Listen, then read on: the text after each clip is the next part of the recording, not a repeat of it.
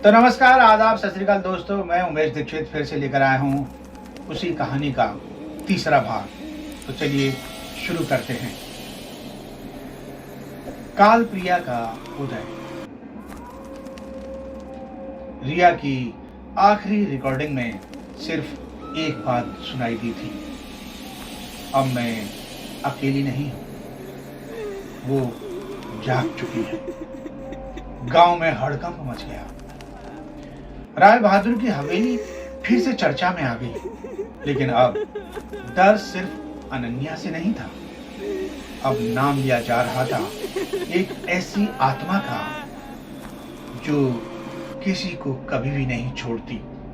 जी हाँ, मैं बात कर रहा हूं काल प्रिया की। नई शुरुआत, एक तांत्रिक की दस्तक। आचार्य वेद प्रकाश एक पुराने समय के सिद्ध तांत्रिक थे जो आत्माओं को मोक्ष दिलाने का कार्य किया करते थे। उन्होंने रिया की रिकॉर्डिंग देखी और फिर कहा, अरे भाई, अनन्या की आत्मा सिर्फ एक मूक चेतावनी है। असली पिशाचनी तो वो है काल प्रिया। उन्होंने गांव वालों से पूछा, क्या किसी को हवेली के नीचे की सुरंग के बारे में पता है? एक बुजुर्ग कांपते हुए बोले, हाँ, राय बहादुर ने खुद खुदवाई थी वो सुरंग, जहां उसने 100 साल पहले एक साध्वी को दफना दिया था।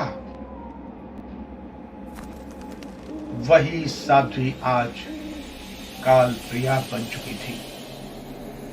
हवेली के अंदर अब पहले से ज्यादा डर। आचार्य वेद प्रकाश ने हवेली में प्रवेश किया। साथ में एक युवा साधक भी था, काव्य। हवेली में सब सामान्य लग रहा था, लेकिन जैसे ही उन्होंने सुरंग का द्वार खोला, एक झटका सा लगा। दीवारों पर ताजा खून से कुछ लिखा हुआ था, तुम मुझे नहीं रोक सकते, मैं अमर हूं। जैसे ही वो नीचे पहुंचे, हवा रुक गई और वहां बीच में एक समाधि बनी थी। समाधि के पत्थरों पर अनगिनत नाखूनों के निशान थे, जैसे किसी को जिंदा दफन किया गया हो। और तभी चक्र घूमा, समाधि में दरार आई, एक भयानक चीख उठी, मैं लौट आई हूं। जानते हो मुझे? पहचाना? मैं काल प्रिया, अजर अमर काल प्रिया, जो कभी मर नहीं सकती। अनन्या की आत्मा का नया रूप। काल प्रिया की ऊर्जा इतनी प्रचंड थी कि हवेली की दीवारें कांपने लगी। लेकिन उसी वक्त हवेली के एक कोने से अनन्या की आत्मा प्रकट हुई। अब उसका रूप वैसा मासूम नहीं था, वो भी शक्तिशाली हो चुकी थी, लेकिन फिर भी कमजोर। अनन्या ने वेद प्रकाश से कहा, वेद प्रकाश, मैं सिर्फ इंसाफ चाहती थी, लेकिन काल प्रिया मुझे मोहरा बना रही थी। उसने ही मुझे आत्महत्या के लिए उकसाया था। अब तांत्रिक और आत्मा एक हो चुके थे, एक ही लक्ष्य के लिए, काल प्रिया को रोकने के लिए। आखिरी टकराव। वेद प्रकाश ने यंत्र निकाले, मंत्रों की ध्वनि गूंज उठी। काल प्रिया की आत्मा आग की लपटों में गिरी। उसकी हंसी बहुत ही भयावह थी, डरावनी। तुम्हारा तंत्र मेरी तृष्णा को कभी रोक नहीं सकता।